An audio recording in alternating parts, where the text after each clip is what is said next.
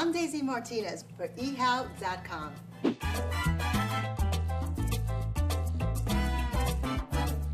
Today we're going to be making two very different but delicious salsas.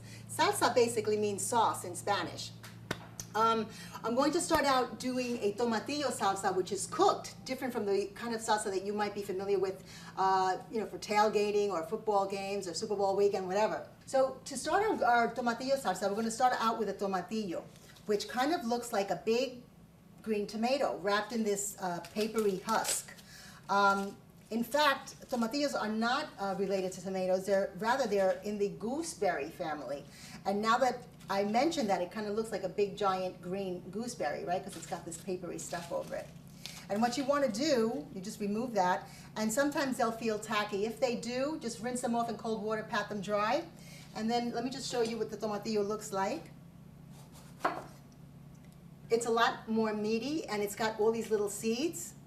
And the flavor of a tomatillo is really astringent. And we're just going to go ahead and pop this in. And then we have some beautiful, my herb of choice, stems and all those delicate, tender stems that have tons and tons of flavor. We're just going to pop those right in there.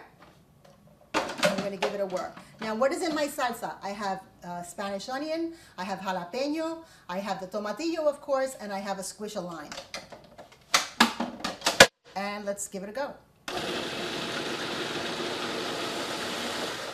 Okay. And what we want is the salsa to be well pureed. Now I'm going to go ahead, I'm going to pour it in here.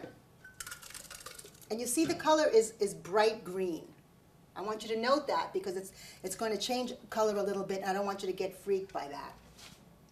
Okay, so we have that. We're going to set that to boil. So in the amount of time that we've allotted, about 15 minutes, the color of the salsa is going to turn from this beautiful bright green to a more olive color, and I'll show you what I mean. While that's cooking down, I'm going to go ahead and make what you may be familiar with as the more traditional salsa. I have some chopped tomato. I have a chopped jalapeno. I know I could rub it behind my ears. I have some chopped onion and some cilantro. And that's as much as you have to do to that.